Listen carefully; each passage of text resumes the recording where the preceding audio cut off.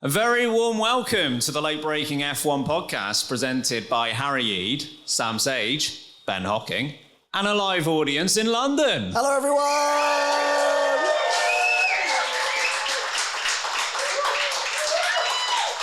That's a good cheer, that is. That's better than the one in Texas. That might be better than the one in well Texas. Done, everyone. Well done, you beat Excellent. the Americans. I've always said we're better than the USA. No. Remember You mean we're that. not supposed to annoy half of our audience? Okay, fine. 56% of our audience, I would like to not lose them.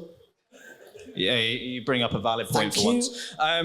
This is our British Grand Prix preview podcast, in person, live event. But we have got a lot to get through. We're going to play F1 back and forth, so you will get the joy of hearing back and forth, the theme. We'll play the game afterwards, but we're all here for the theme. The really. theme is what we're here for. A little bit on why the British Grand Prix, a little bit of a struggle for tickets compared to previous years. Under pressure submissions coming up later on. A bit on Carlos Sainz's future. But we're naturally going to start with the preview for this weekend.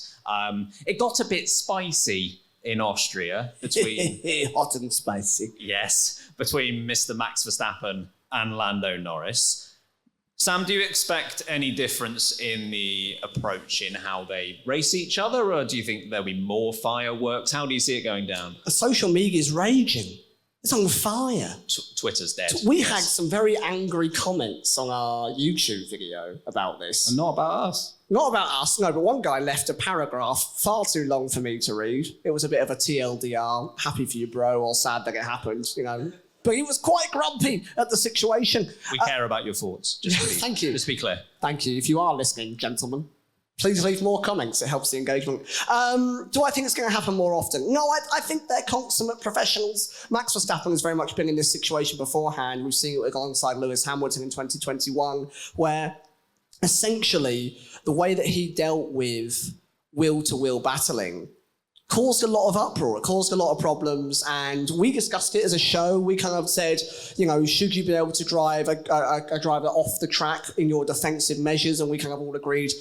You especially, hard but fair racing, right? You love a bit of argy-bargy on the racetrack. Yeah, another scrap. Yeah, you love a scrap, don't you? Yeah. You wish it were the 70s, don't you? Yeah, James Hunt. Yeah, proper nostalgia, F1. Anyway, Goodness me. but I saw the clip recently that was the battle between Lewis Hamilton and Max Verstappen around Saudi, and they were going into turn one.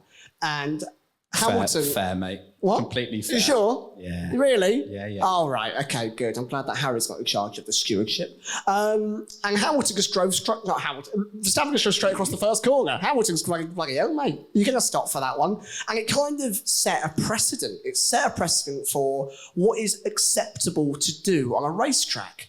And we saw that time and time again. Verstappen almost made a bit of a consistency out of how he would defend corners. Do you remember in Silverstone as well, when Mick Schumacher was defending against him, of course, got essentially driven off the racetrack in two separate corners, and that would have been Mick Schumacher's highest finishing position in his entire career if he managed to hold on to that position, but he didn't. He lost out to Max Verstappen because he was driven off the racetrack. Now, I would argue that Max Verstappen has hugely developed as a driver. He's brilliantly quick. His defending is often very, very fair. And even the incident that happened in Austria, I do think was touch and go. The cars are so delicate. The way that if you even touch a front wheel with your front wing or something like that, a puncture is so likely to happen because they're like razor blades attached to the front of the car. So I actually think that the damage that both cars caused was very unfortunate, very unusual. So whilst I do think that those two, who are good friends outside of Formula One, will hold a fierce relationship with each other on track, I think they'll want to battle hard. I think they will still very much respect each other. I think Lando Norris would happily try that move again if he was given the opportunity. And I think we'll see him go wheel-to-wheel again in Silverstone. I feel that Max Verstappen and Lando Norris really are our two challengers at the moment. I think Norris has separated himself from those behind. And I think that McLaren is very competitive. So a lot of fast corners at Silverstone. It's where a lot of strengths are held for that McLaren. I really do think that if they get that setup correct, we could see them be very competitive throughout the race weekend. More fireworks, Harry? I think it's inevitable. I think they are two drivers of the same generation, same-ish generation. And whereas before it was just Verstappen dive-bombing an old man, Lewis Hamilton. Harsh. Okay. A very successful old man. Let's put it that way. Sorry to anyone who was born before 1985. Okay. You're now old. He's a decade older than me. It's not that far. I use older man in jest, but of a different generation of driver, and Norris and Verstappen are very much the same in the way that they go about racing. In terms of, we saw the amount of dive bombs Norris did on Verstappen, which a couple of years ago Verstappen was doing on Hamilton.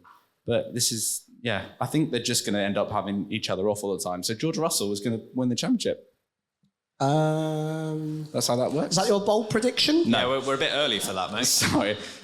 No, but I think it's inevitable. Just the way that these two race. And I'm not saying they won't be respectful. I just think it's the way, within the rules that we have of F1 at the moment, I think it's the way that they go about racing. And they're not necessarily that wrong about it. In terms of, if you go by the rule book, then... It's interesting you bring that up, though, because you look at the likes of Leclerc, Russell, as you mentioned, Piastri. I feel like very often, more than not, they don't race like that. They're very respectful. They're very much aware of the rule set. You look at how Piastri raced against Perez at Austria alone. He understands the defined measures of where the car is allowed to go and where you should push your competitor. Those two are almost a different breed in comparison to the rest of the field. It's a valid point. Thank you. I think they're just, maybe generational isn't the right word, but they're drivers of the same They are fighting style. for wins as well, This is which true. I think does change things. Yeah, it's quite cutthroat. Very cutthroat. Too cutthroat. Maybe. But no, I think it's inevitable that they'll be up against each other again, and I would not be surprised if they do end up having each other off. Not necessarily out of the race, but I think controversy will ensue. I don't think we've ever had a controversial moment between Verstappen and a British driver at Silverstone. No. I will jog my memory, but I can't think of one. I think at this point, Max Verstappen, look, I'm just gonna come out here and say it. Verstappen probably isn't going to change. My Exhibit A, the last 10 years. Verstappen has raced... It's not been 10 years, has it? What, since he's debuted? Oh my God. This is the 10th season, I think. Christ. How old am I?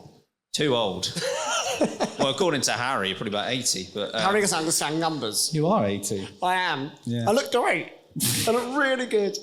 I think the thing with Verstappen's all about equality, in that he will race everyone exactly the same way. And you might not agree with the way he races people, but he is pretty fair in that he won't prejudice against someone. He will race everyone that way. I think Lando Norris, hopefully, he would have learned from Austria is almost this happy medium that he needs to take, because you can't let Max Verstappen walk all over you, because as soon as you do that, it's done. And I think in the past, Lando Norris, maybe not this season or the last couple of races, but Norris hasn't raced Verstappen as hard as he could have done. He got a lot of criticism last year for basically letting him by. And you can almost understand it in some situations, because if he's not going to win the race anyway, and he's just fighting for his best possible race result, okay. But now he's in the position where he could claim wins if he's clever about the way he races. So I hope he's found that, like I say, that happy medium of being aggressive enough that Verstappen isn't just walking all over you, but equally being very clinical about when you make that overtake. I give Leclerc a lot of credit, because I think Leclerc did it very well when Ferrari gave him a car that was good enough. For 8 races. I wouldn't go 8, but I think he did it at Silverstone actually once.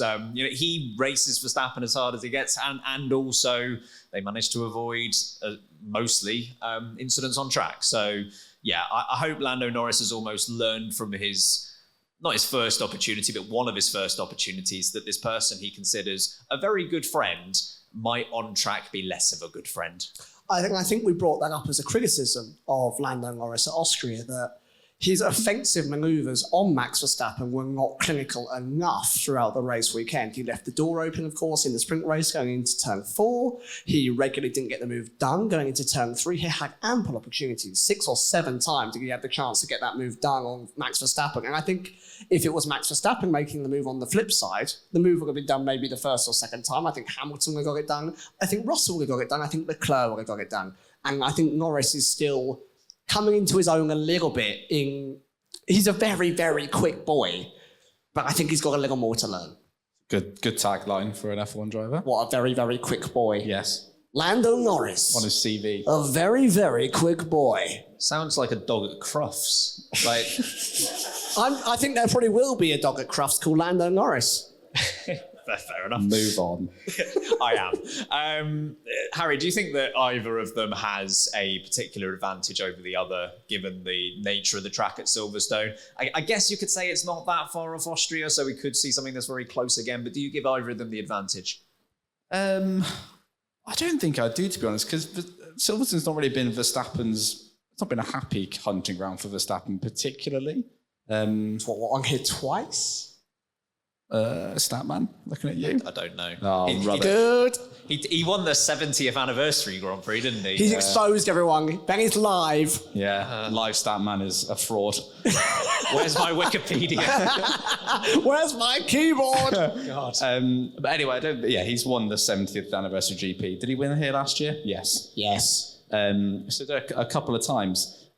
So I don't think he's got a massive advantage over Norris, and I think the McLaren and the Red Bull are going to be fairly similar here. McLaren were good here last year, obviously, and they've got a better car than they did last year. So I think it's going to be another tie battle between the two of them. Tasty. Oh my! You make a comment after everything we say. I just love hearing my own voice on these mics. Yeah, that's very clear. It's so good, isn't it? They're laughing. Yeah, at least someone is. Who cares at this point? Andrea Stella, he had some interesting comments after the Austrian Grand Prix saying that F1 really needed to fix the racing rules back in 2021 and they need to avoid it now to avoid another 2021. Of course, he's referencing Hamilton versus Verstappen and how that went down. Did you have any reaction to his comments, Sam?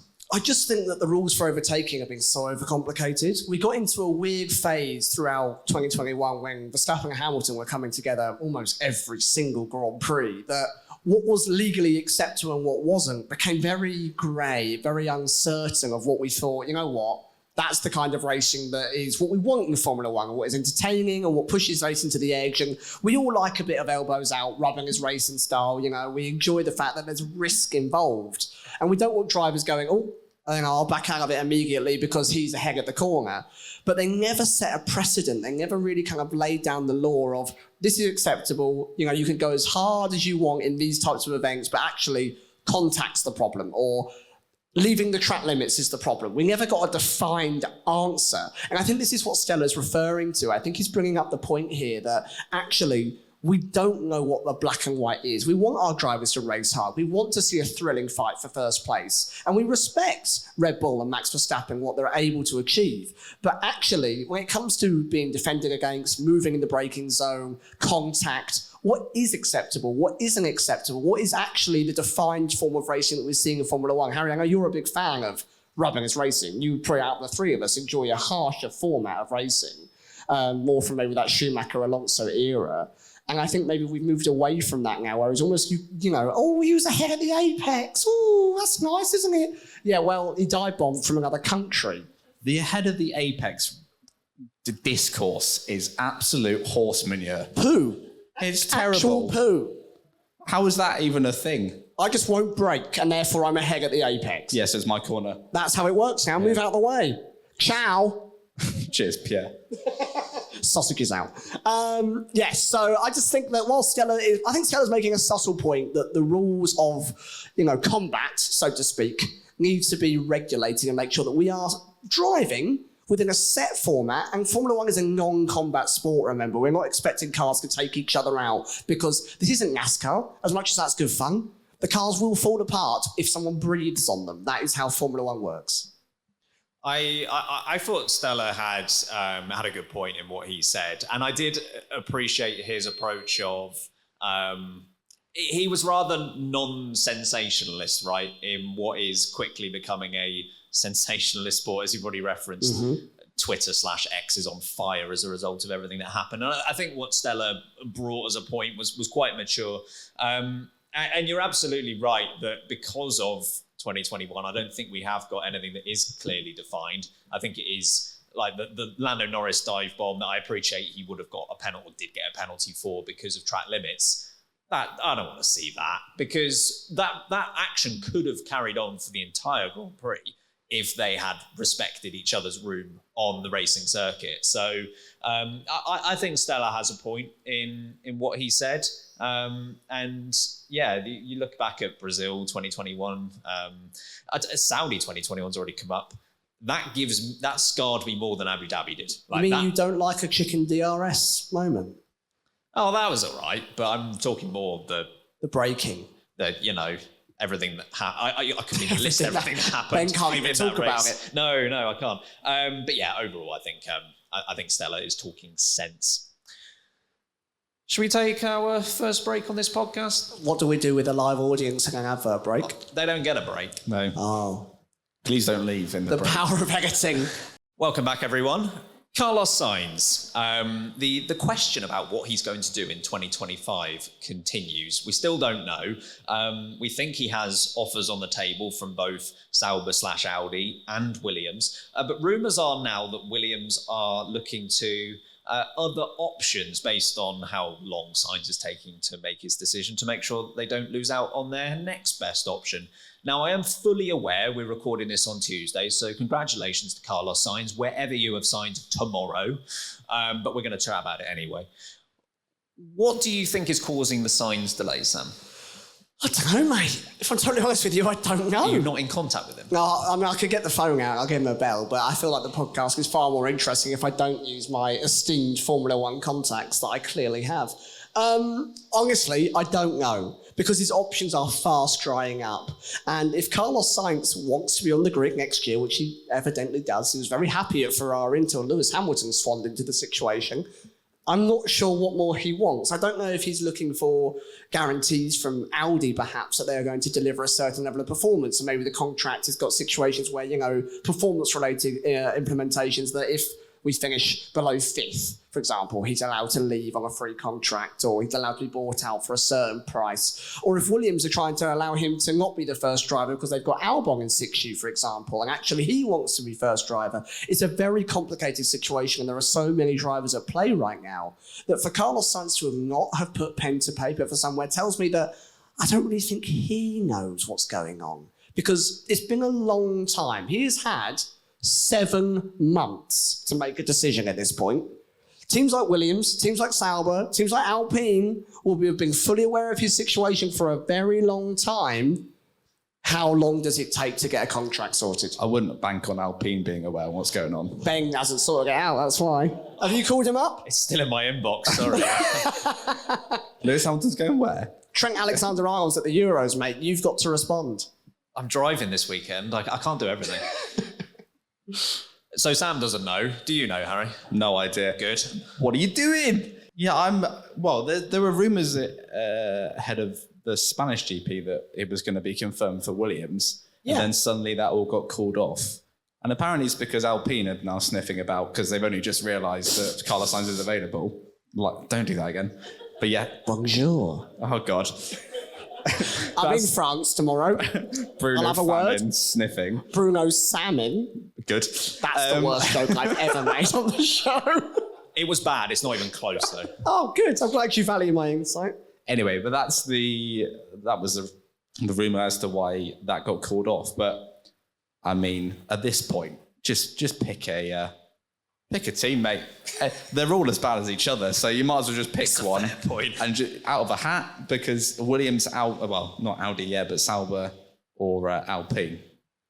Ooh, that's 10th, 9th, and 8th in the constructors' championship. For anyone wondering. No. Guy's currently driving for the second place team. Yeah, so maybe he's just in denial at this point because it is quite confusing. And to be honest, I think it's been a risky game because at some point these teams are going to turn around and go, "Well, go away, Carlos," because you won't make a nine. That sounds like what Williams are already doing is having a look elsewhere. Do not make James Stiles wait. Do you think they've just got confused? They've signed 21 people over the last week. Do you think they've just lost his name in the list and they've gone, oh, hang on a minute, there's a driver in here somewhere? It's a good, yeah, it might well be. Did they have anyone working for them before 2 weeks ago? James Stiles? That's it. And Mr. Fry up himself. Yeah, that's about it. Good.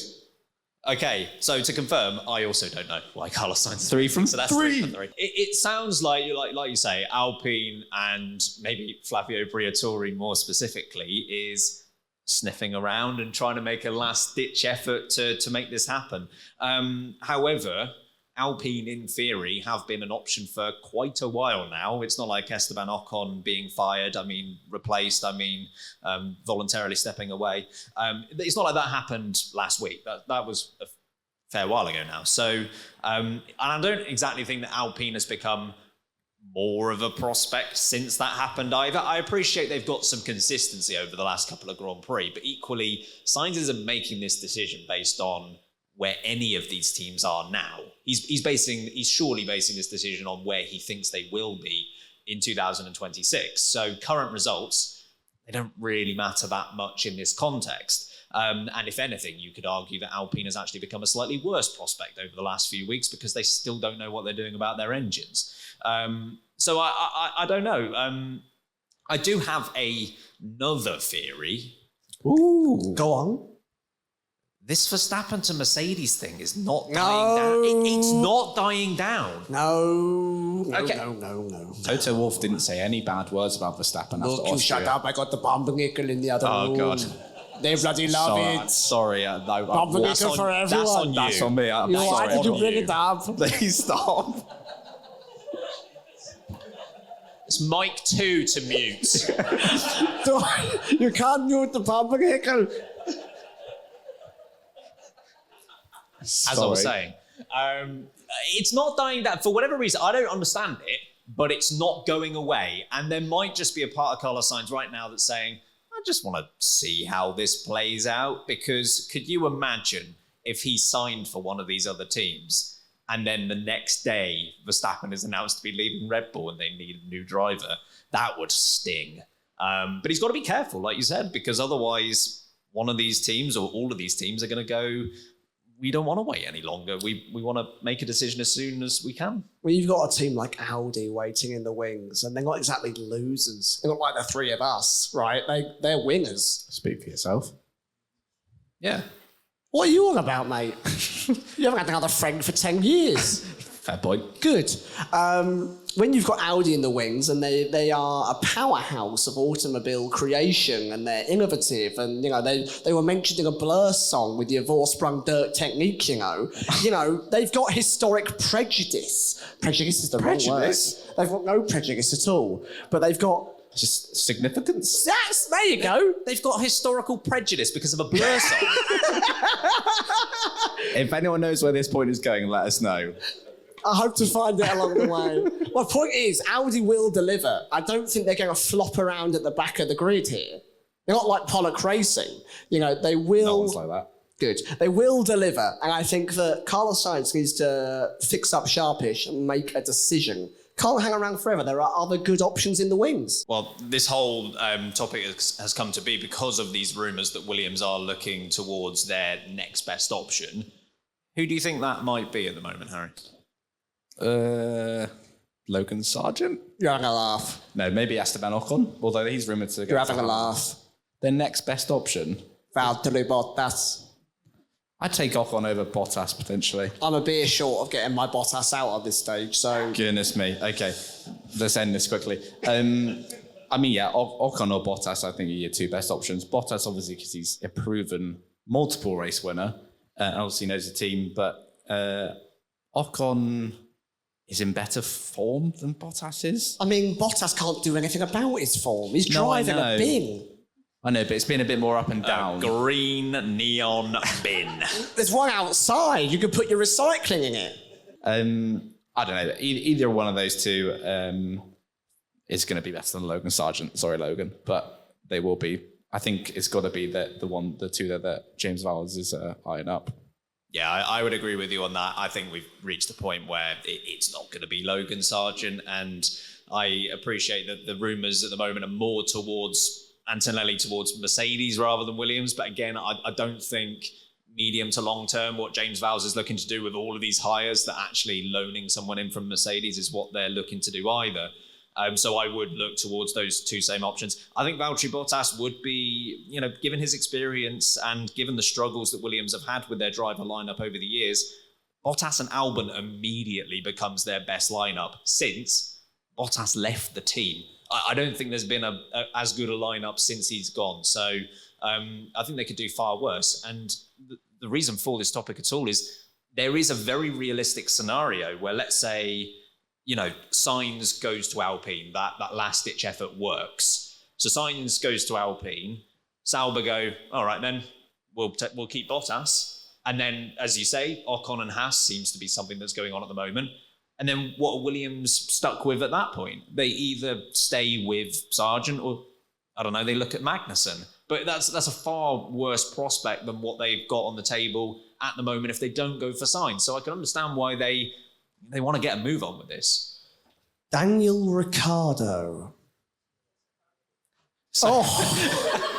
Goodness me. Jesus Christ was just thrown out from the audience there. Good. We've now got arguments breaking out in the audience. Calm Good. down, everyone. He's had his ups and downs. He's a marketing whiz.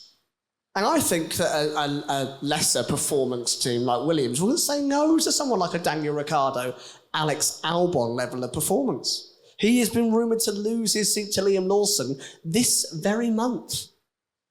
I don't think it's happening. So it's happening. Oh, now Harry said that. Sorry, Daniel. Sorry, everyone. When Harry says no, the world Means says yes. yes.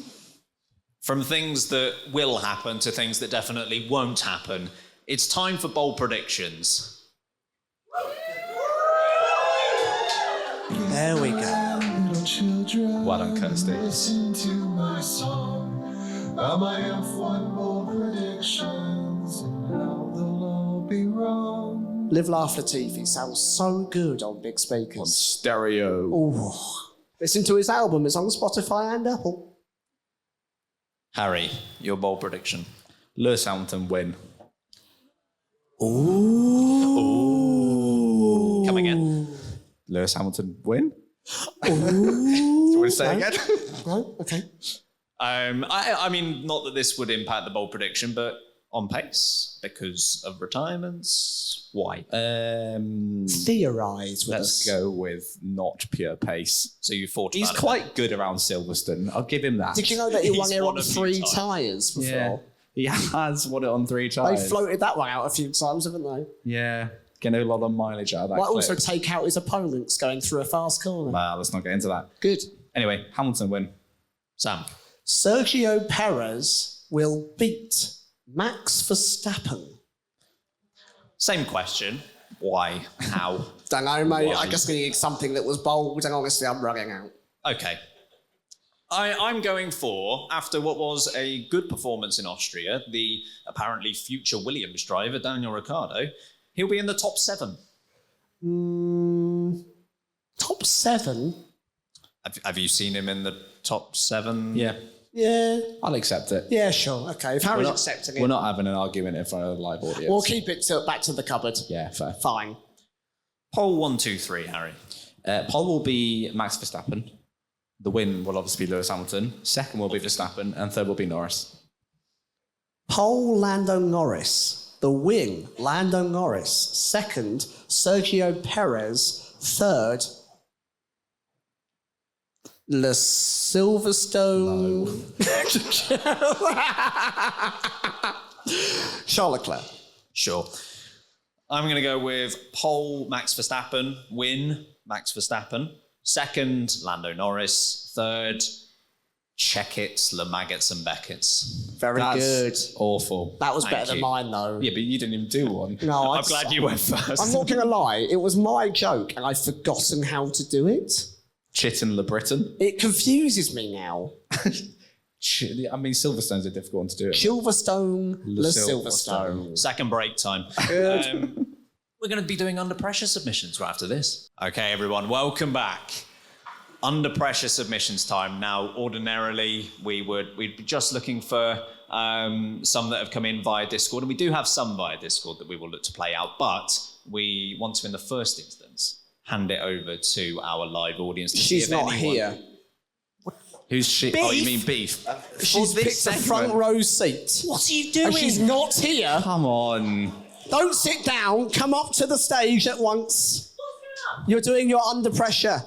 Harry, remove yourself at once, Can I please. sit This down? is beef. Sit down, everyone. Beef, everyone. Can we get a hand, please, for beef? Welcome. Back a bit more. Yeah. A bit more. And if you could just leave the Perfect. country. Yeah. See ya, mate. Yeah, good. Hello, Beef. Welcome. Hello. In-person Beef. This feels very correct. Yeah? You feel good? Yeah. Good. Live update. No. Yeah. I went and watched athletics on Saturday. That's my other sport of choice. What happened? Was the British champs for the Olympics. It was very exciting. Good. Enjoyed it. I'm getting a tattoo next Saturday. What are no, you getting? This Saturday. Is it of us? No. Oh. Sorry. Don't bring it up then. Disappointing. Yeah. Under pressure. Please. Logan Sargent.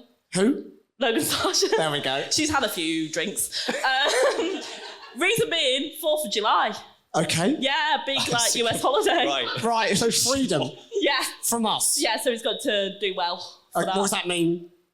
Could give us some ideas here. Where's he finishing? I reckon above P15 I'll accept. Above P15. Yeah, not even points at this point. Okay. Yeah. To confirm, 4th of July is the Thursday, right? Yeah, media day. So it's got nothing to do with the actual It's still race. over the weekend, isn't it? I'm going to be in Disneyland. But you could just say that every year. Who asked? Okay, fair enough. Yeah, so big US holiday, have a good run. Okay, sure. Simple Good. as that. All right, I can accept it. Okay. I'm sure he's sad that he's not in the US for the big holiday, so All right, cool. Well, thanks for joining. welcome. Lovely to see Thank you. you, Beef. Massively You appreciate can put it. the mic down and step away from the stage slowly. You've been evicted. Good. Thank you. Thank you, Beef. Right, that was a guarantee. Can we get a hand for Beef, please? That was very brave of her. I Well didn't done. listen to a word of that. Something about Who are you? 4th of July. What? I'm the man who doesn't understand the value of money. Oh, he's here, everyone. I'm so glad you made an appearance. How much was a ticket for this? I bet it was about £1,000. Is that what you paid? Yeah, to sit on stage. VIP ticket, yeah. This might be the worst running joke we've ever done. Nope. No, good. Would anyone else from the audience like to give and by anyone, I mean someone needs to put their hand up here because I refuse to only have Beef do it. Thank you. So come on, someone come up to the stage, please. I can't see see it. a hand. I can see your hand. I see a You're hand. welcome to come up. Come on down. Winner. Give him a round. Yes, thank Yeah, you. there we go. Oh, I know who it is. I'll leave again. That's the quiz maestro himself. It's Smiley. Oh. Now, folks, if you're not part of the Discord, this guy wins every single F1 quiz that we ever do. Unfortunately so, yeah. I hate it. That man hates it even more than I do. He's run away, look.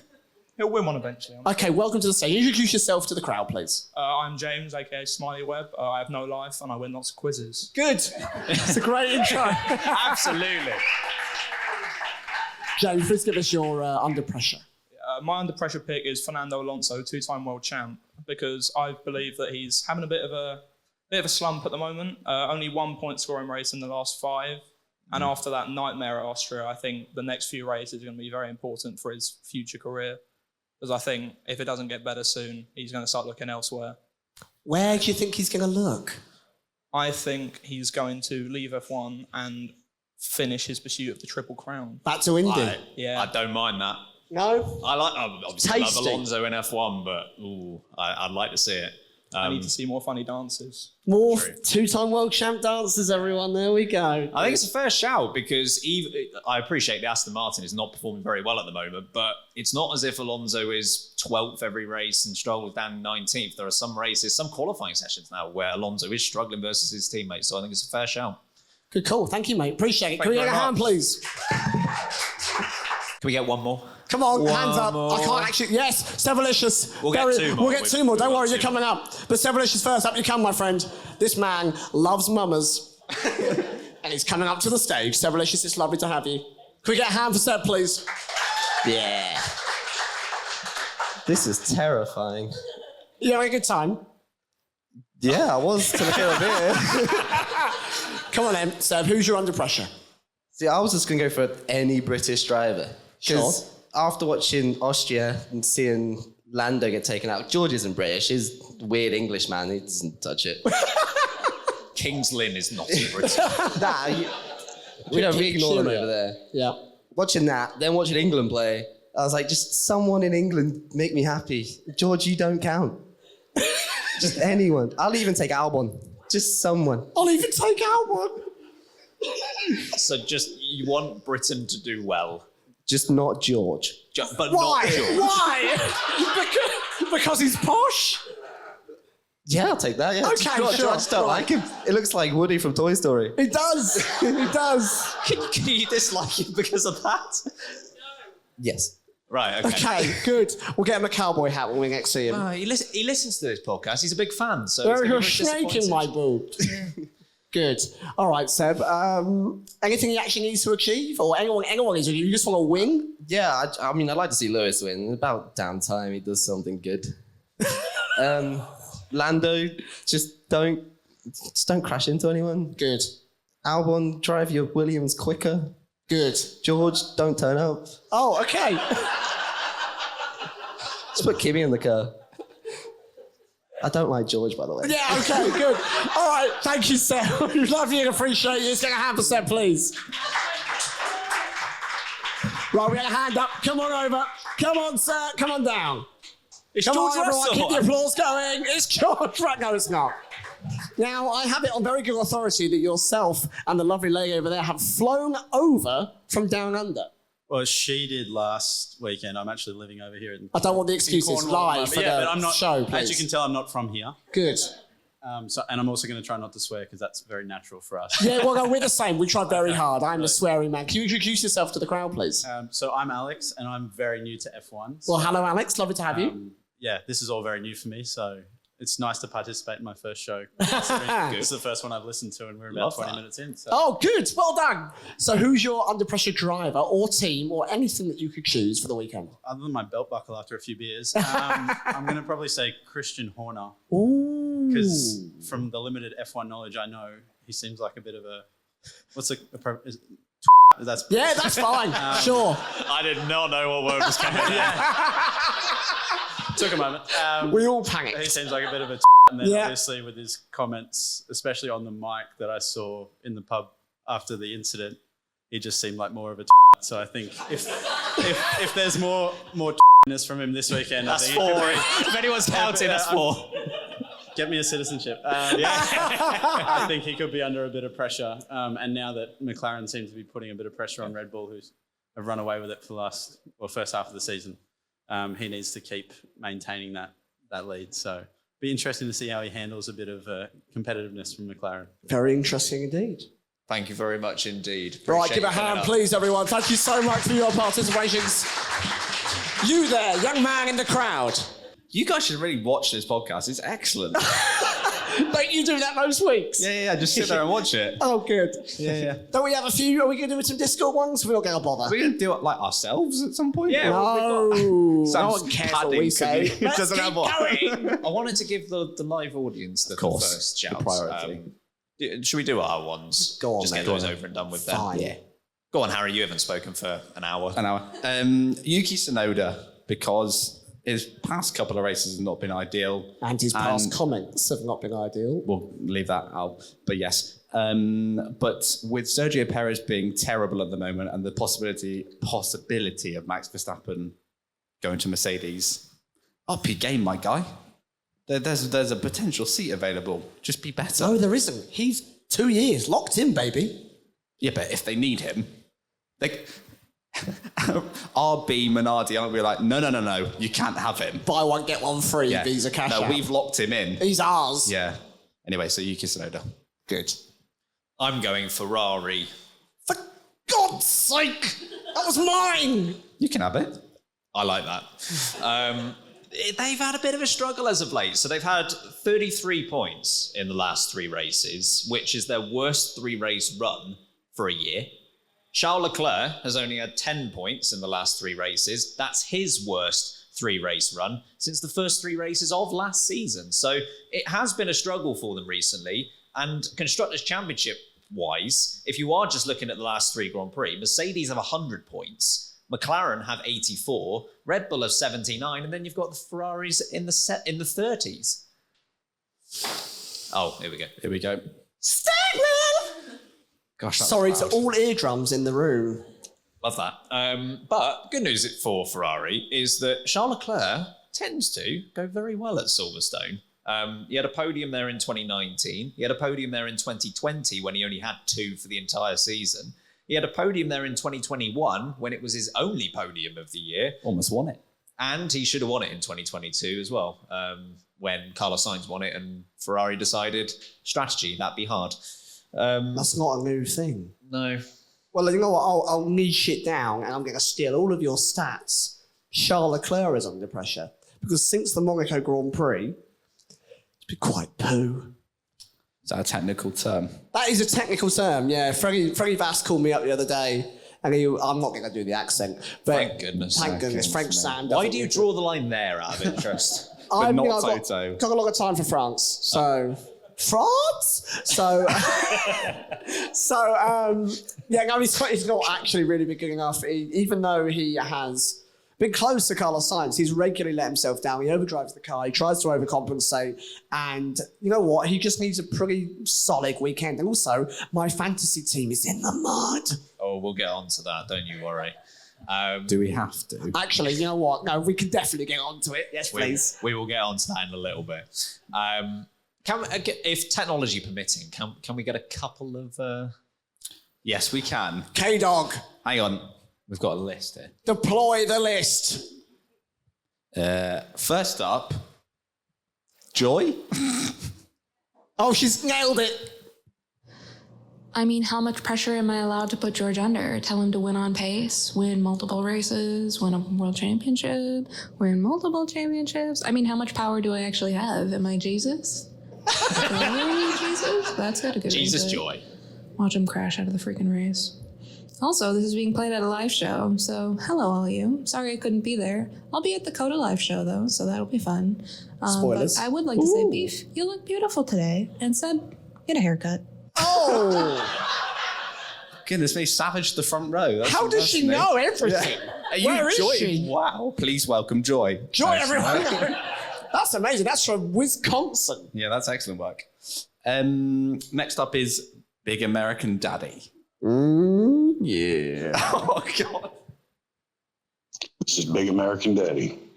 Under pressure this week, Max's left rear tire changer. Boy, you mess up again and you're going to be out of here. Where you going? Out of here. Goodbye, guys. Excellent. Where you going? Out of here. Out of here. We get one more. One more. One more. Wet K-Mag. Oh. It's Gene Haas's close personal friend, Wet K-Mag, back again. I'm going to run it back for my under pressure. Charles Leclerc, he didn't have a race to ride home about last time. This time needs to be better. Come on, he can do it. I love the podcast. Join the Patreon. Goddamn right. Harry, how much is the Patreon? Are you asking Harry or asking a man who doesn't understand the value of money? Who's sat next to me? Harry. It's actually... We can't make this joke again. We're moving on swiftly. Enjoying it if you're not. Let's move on. Have you heard the British Grand Prix is coming up this weekend? No. Yeah. You having me on? Believe it or not. But after a few record-breaking years, promoters have been in a little bit of a pickle to sell all the tickets. So, of course, the last couple of years, 2022 was their fastest sellout ever, where all general admissions tickets were sold out by Christmas. And then all race day tickets were sold out by mid-April. In 2023, last year, they had a record 480,000 attendance. Now, I'm not quite sure how Austria would have impacted this, but it was looking likely that they were going to fall a little bit short of that total. Stuart Pringle, who is the Silverstone managing director, had Great the following name. to say. Great name. Once you pop, you just can't stop. He said, things may be changing now, and I do recognise that we had several years of a British driver dominating the championship, and we didn't mind that as a British promoter, but it's certainly been a lot harder with Red Bull dominating. Your thoughts, Harry? Okay. Unleash it. Go to town. No, this can't be as bad as the Jacques Villeneuve rant. Yes, it can. No, I can't. My blood pressure The can't take it. people want it. No. If Jacques Villeneuve said this, I'd be dead right now. He did. So, I understand why he said this, because I'm sure there is an adverse effect on British GP ticket sales when Lewis Hamilton isn't winning all the time. That's a natural thing to happen. However, We've had lots of years of other drivers dominating. Michael Schumacher, Sebastian Vettel. Silverstone sold out then. I think it might be to do with the fact that a general admission ticket is £350. How much, man, that doesn't understand money? That is too many. It's definitely Harry, otherwise that's too many pounds. Because the other guy would say that's reasonable. That's just absurd for a week. I know it's a whole weekend of racing. I've seen other people defend this because other races are even more expensive, like Las Vegas and Miami. Not many are that much more expensive. Fourth or fifth? But other people have said like they're going to Hungary from the UK because it's cheaper to go to an entire to another country. Fly somewhere else and go to that race. Yeah, it's just, and I appreciate Silverstone's a unique one because they don't get a lot of funding for what they do. They're self-sufficient in that sense, whereas like other countries in like the Middle East, for example, like Qatar and Saudi, they're like government funded. State funded, Yeah. And Silverstone's never been that, and it's kept itself afloat, which is admirable. Up the Brits. One singular whoop there, thank you. It's just, there's too much for if you want to sell out your crowd, it's too much for people to afford to go to a race. So, Stuart Pringle, you're talking absolute wham, my guy. I'm sorry. Put the lid back on the pot. Exactly. Do not pop and do it. I don't want to pop. I'm scared to ask this question. Sam, what do you think? How much? Too much is the answer. £800 for a Hamilton straight ticket. We are, as Joy alluded to, visiting the great state of Texas this year. We are. Ha! Goodness me. I'm having a great time with this. How much were those tickets, for grandstand tickets that we've got? How much were they? Oh, don't test me, but it was not as much as that. It was less than $250. There you go. That's for a grandstand on the biggest braking zone other than turn one on the entire racetrack. That gives us full access. We get to see Eminem. True. That's just a brag, isn't it, really? Sting. Yeah. Less of a brag. Less of a brag. Sorry if you're over 40. You know. Roxanne. Oh, my God. We'll have a great time. My point here is the value for money that COTA delivers, the fact that we've gone 2 years in a row, we're going 2 years in a row, is testimony as to why we have not gone and bought Silverstone tickets. We are 3 British lads. We do a podcast about Formula One. We love the sport more than so many people, and yet we will not go and watch the race at Silverstone because the cost is ridiculous. I don't give a bloody waffle. Goodness me. Yeah, I know. Sorry, Kirsty, that was no bleep for you there. As to why you think Red Bull are dominating. Red Bull are a British team. Red Bull are based in Milton Keynes. Yes, that is in England. I know it doesn't look like England, but it is. Sadly, it is. Sadly. You know, they have got a lot of British representation. And the fact that, Max Verstappen, he's incredibly popular. And his fans follow him everywhere. And he's got plenty of fans here in the UK. So what a load of codswallop. That, it's Max Verstappen's fault we've not sold out. Oh, I don't, honestly. Is that Stuart Pringle? Yes, that's what he sounds like. Excellent. Oh, you've taken my lid off. Ben, please start making a point. I will very gladly start making my point. I don't have too much to add because I do think that... Because my point was so good. Yes. I don't have too much to add from Harry's point. It's the cost. The cost is the problem. I appreciate there is a whole point about there was a bit of a boost post-COVID when there wasn't the Hamilton dominating factor, but there was still a bit of that getting back into these live events. But it doesn't amount to everything. And again, I fully appreciate that Silverstone does not get the funding that other circuits do around the world. And I fully appreciate that I'm not going to be privy to all of the facts when it comes to this debate. But I'm pretty sure there is another circuit in Europe that equally gets no help from the state, and I'm happy to be corrected on this, which is the Dutch Grand Prix. And the Dutch Grand Prix has 31% less in terms of ticket costs. but they're not even bringing in as many people as Silverstone does. Obviously, Silverstone's at 480,000. I think the Dutch Grand Prix is just over 300,000. So, can I ask a question? Oh God, it's a very serious question. Okay. Okay. Yeah. Is it actually 480,000, or is this the weekend total attendance? Yeah, it's the weekend attendance. Yeah, which is a crap fact. But they all use that. Well, yeah. But I want to know what the day attendance is, because that's a sellout. Don't times it by 3. Well, we didn't do that. Why are you looking at us? Man who doesn't understand attendances. Well, we can assume that they're all weekend attendances, so we can assume that it's the same. It's really logic figuring bloating, though, isn't it? We're inflating what's going on. Yeah, I don't, Ben, stop inflating the figures. Ben, there's got 500,000 people there. Okay. Yeah, I think you've got the Dutch Grand Prix where you are getting lower ticket sales and you're charging less, but you're still finding a way to make it work year on year. So I just, that's why I struggle a little bit with all of these arguments that don't relate to ticket prices. I think that's it. Like you said, if you're splashing out, and we're not even factoring in, you've mentioned ticket prices, we're not factoring in travel costs, we're not factoring in the cost of things whilst you're there. Once you start adding all of that up, if you want to go as a 2 or a 3 or a 4, it's a big, big cost. It's a proper holiday. Yeah, I can understand it. Should we do the F1 fantasy update? Yeah!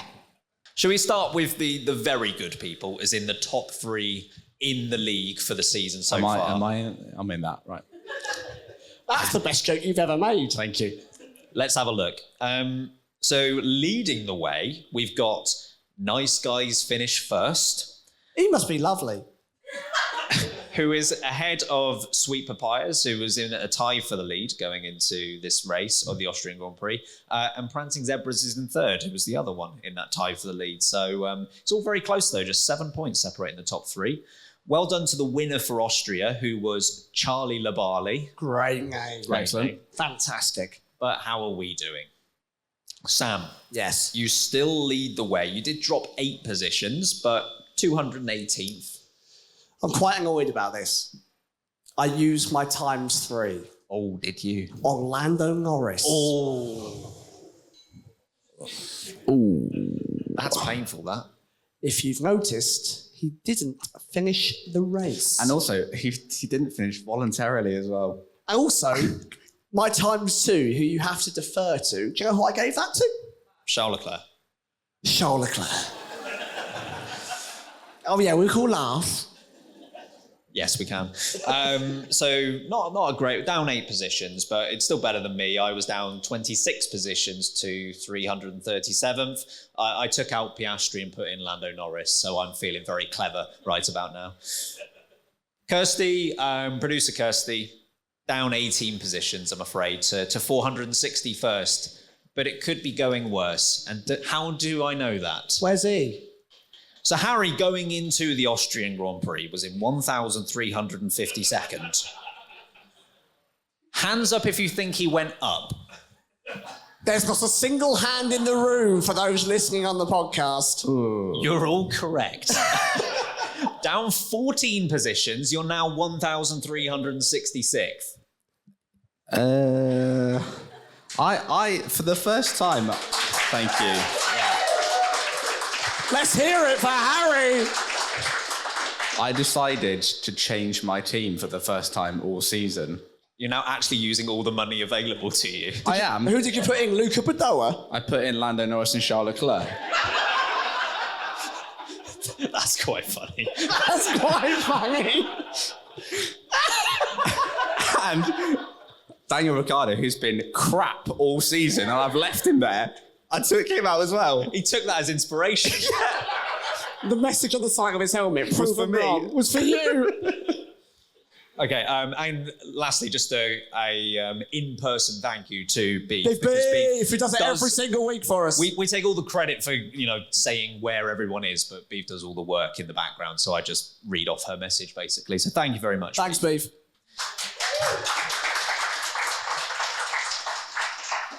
We're going to take our final break on this episode. On the other side, we're playing Back and Forth. Come on! Oh, the bass! Good lord! It's me. F1. It's like a drum and bass concert in here. It's F1. Back and forth, it goes backwards. Then goes forth, it's F1. I sound great. Back and forth, F1. The room is shaking. The room is shaking. That's on the Richter scale, that. 3 massages. Right, F1. Nothing to do with the music. What? It's not much longer, I promise. Back and forth. So, Harry and Sam, in person, will go up against each other in this category that I've done. 20 correct answers. They'll keep going until they can't think of an answer or give a wrong answer. Your category today, the last 20 drivers from the United Kingdom to start a British Grand Prix. I don't want to do it. Can we say no? Can we say no? No. Just a few things to clarify on this. When I say United Kingdom, I mean England, Scotland, Wales, and Northern Ireland. And I'm looking for anyone who started a race very specifically. So if they didn't start... Can I have a strike? What do you mean, just you? What do you reckon? Hold on. I think that was a firm no. Sorry, Sam. I hate my own audience. I won't be talking to you after the show. Harry Go can home. start us off. Lewis Hamilton. You know what? Great. That's a good answer. Thank you so much. Would you like to guess the last time he started a British Grand Prix? Was it 2007? No, he did. He started a race last year, Oh. 2023. Man who doesn't understand dates. Yeah. Doesn't understand anything. Sam. It's just the British Grand Prix. Yes. Good. You're seeing a live representation of how bad I am at these games. George Russell. George Russell also started last year's race. Come on. Harry. Lando Norris. And that's your third one who started last year's race. We've got the easy ones out of the way of. Jenson Button. Jenson Button is a correct answer. Last started the British Grand Prix in 2016. Max Chilton. Max Chilton is a correct answer. He started the 2014 British Grand Prix, losing by 2 laps. Losing by 2 laps, okay. It wasn't a great car. David Coulthard, the GOAT. David Coulthard is a correct answer. Did you know he held me as a baby? No, never heard that one before. Do tell us more about that story. Shall I? Why have you said that? He's a lovely man. 2008 British Grand Prix was the last time he started, but did not finish his last ever British Grand Prix. Harry. Paul di Resta. Paul di Resta is a correct answer. 2013, the last time he started the race. Hello, it's my go, isn't it? Correct. Ah. We have gone back, and now we are going forth. Oh. He's got this. Thank He's you. got this down. Nigel Mansell. Goodness me, we've gone all the way back to Nige, okay. You've gone a Is there a doctor in the house? Just about, yes. Nigel Mansell is a correct answer. He last started the race in 1992 when he won it. As a bit of a clue, that is the 19th driver on this list. I just wanted to bookend. I need to know where I was You going. have pretty much successfully bookended. I've done it tactically.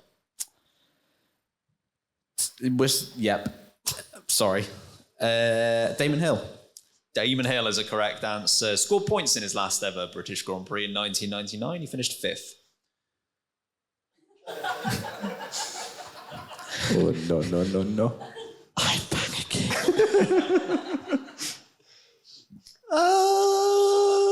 There's quite a lot left. Yeah, you only need one. Good. Is the grumpiest man in the world on there, do you think? I had him lined up. I was unsure whether he actually did start one. I'm going to go for it. Go on then. Put myself out my own misery if I get it Go on wrong. then, mate. Will Stevens. It's a good answer. Yes! Will Stevens started the 2015 British Grand Prix, and he was better than Chilton. No, he wasn't. He was 3 laps down. Oh, God, you had me in the first half. Goodness me. Back to you, Harry.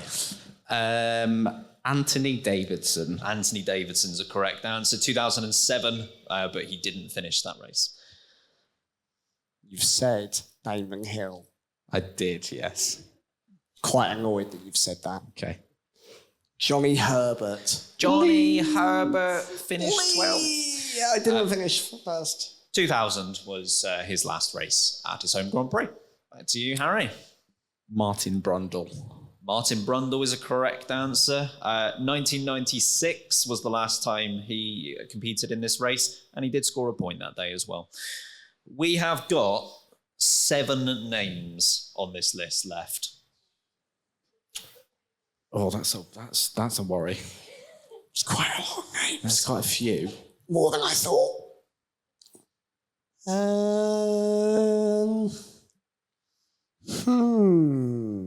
So you say Nigel was the last 19th fish, eh? Yes. There's one before him. Earlier than him? Is that what you're Earlier, saying? yes. Yes. I'll give you a clue. Don't try and get that one. You don't know it. Ben calling me stupid on the live show. Good. How many are from 2000 plus here, Ben? 4. As many as 4? That's insane. I don't know any of them. I do. 4 from 2000. 4? As in 4 from 2000 and onwards. Yeah, I mean, I gathered that. That's fine. Yeah, I got that. I was making sure you didn't mean like 2000. Yeah, okay. Yeah, good. I don't have a single name coming to mind. How awful is that?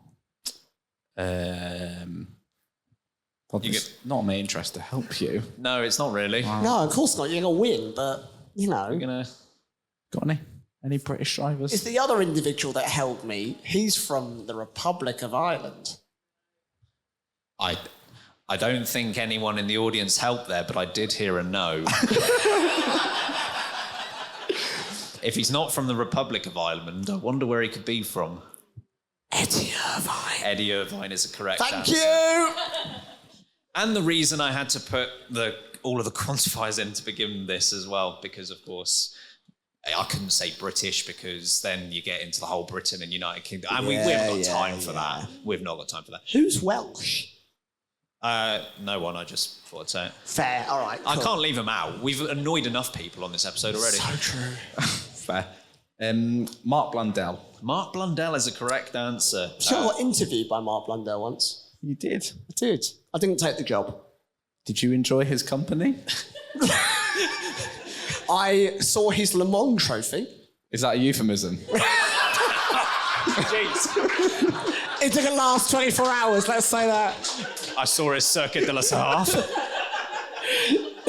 Yeah, his Mustang Straight was interesting. That's for sure. The funny thing is, folks, I can look at Ben's document here. Right, and his handwriting is so bad, it does not reveal a single answer to me.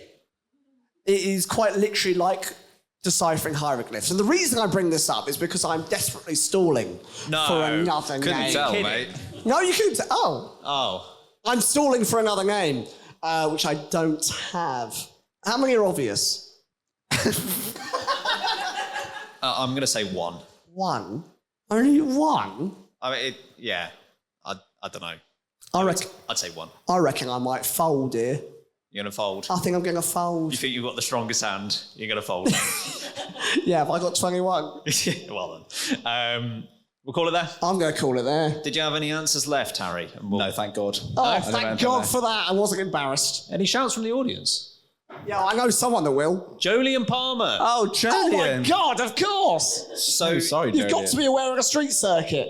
He competed in 2 British Grand Prix, didn't start one, didn't finish the other. It's a great record from Jolyon. Well done, you. Who else have we got, Ben? Run them through. The other 4 names on this list. So we've got Justin Wilson from 2003, Alan McNish from 2002. Should got Alan McNish. Derek Warwick, 1993. And I think the toughest one on this list was from 1990, Martin Donnelly. Good. I wouldn't have got any of those. I should have got Alan McNish. Donners. Big Donners. Big Donner The Donner kebab. Right, yeah, of course. Next. Okay, next. I quite like that. But you know what? I like this other segment we do even more. In fact, I'm going to call it the greatest segment in all of podcasting. It is the LB question of the week. Please don't leave us hanging. Please. It's the live show week. Thank you. Thank you. So we asked the question on Instagram and Twitter, what is the most British thing that will happen at this weekend's British Grand Prix? And the variety of answers was very funny. Yeah, and first one that popped up for me that I really liked was forming an orderly queue in the pit lane. I mean, as British individuals, you never jump the queue. Never ever. Blasphemy. I really enjoyed this one as well from Anisha, which was before the race. Daniel Craig will skydiving and land on top of a driving Aston Martin on the racetrack. I mean, that's great. It's a great level of Britishness. Have you orchestrated that? No. You all know Daniel Craig? Do I know Daniel Craig? Yeah. I wouldn't be here if I did. Or he'd be here if I did. That's true. We definitely have him on. Yeah, fair. Any that stood out to you? Your mum said a cup of tea on the podium. Hello, Mum. That's not a your mum joke, by the way. That's actually... Yeah, that's... And if it is, it's terrible. It's terrible. Yeah. She loves a cup of tea. What was the other one I just saw? Oh, Alex HC says nipples out for George. Nipples out for George. Sorry. Flush them. No, don't do that. That's very inappropriate. F1 Truther said instead of tyres, they put 4 giant jammy Dodgers on the cars. I quite like that. Master of the Sun said, Mr. Bean in a Mini Cooper. I mean, who doesn't love a Mr. Bean reference? He's very British. Close as you could get. No Mr. Bean impressions. No, I'm fine. I was just going to do one. Norm from Texas, a regular. Carling didn't deliver enough beer, and as the fans riot, George Russell looks down from the Mercedes getaway helicopter and says, "Blimey." Blimey. Ben, any from you that you liked? Yeah, a few from Twitter. So David said it will be cancelled for leaves on the track. We had Samuel, not this Samuel, different Samuel, saying George Russell flips Nico Hulkenberg the bird, calling him a Victorian sponge after a jolly pass around Copse. And then the last one from Dakota, which is Stowe and Vale will declare their independence and form their own circuit. Brilliant. Good. Any more? Nikki, this is an excellent name on Instagram. It's Nikki_Louder, but as in say it louder. Nikki Louder. But she said the trophy's a teapot, which I think that was brilliant. Good. Last one from Scott for me. Clotted cream all over the track brings out the safety car full of scones. We're not starting that debate. Oh, no. It's scone. No, we're not starting that. We're not starting the debate. Let's go debate. But what goes on first, the jam or the cream? We are not starting that debate very quickly. Thank you to everyone, as always, for getting in touch with us on both platforms and hilarious answers, as per usual. It's been a wild ride. Ooh, I feel like we've been here for days. Have you? It's like minutes to me. I've had a lovely time. I know you have. I just like this. Yeah, this is great. We'll leave you here. Yeah, just forever. You can't leave as well. No, you can't. Is that what you're leaving us on? No. No, don't be silly. Folks, thank you to the live show. Can we get out, cheer for yourself, please? Let's hear the live show. Thank you very much. It's amazing to have all of you out here watching us, visiting us. It is honestly incredible every time we meet someone that listens to LB, blows our minds. You can join the Patreon where you can get early access to tickets because there might be another live show on the horizon. Maybe. Join the Discord if you want to hear yourself, of course, because we'll be doing our British Grand Prix review as well as our qualifying review and power rankings on Patreon as well. Follow us on social media and you can watch this on YouTube because I believe the camera has worked. Fingers crossed. Let's hope so. Let's hope so indeed. In the meantime, I've been Samuel Sage. I've been Ben Hocking. And I've been Historical Prejudice. I've had that one saved for hours. And remember, keep breaking late.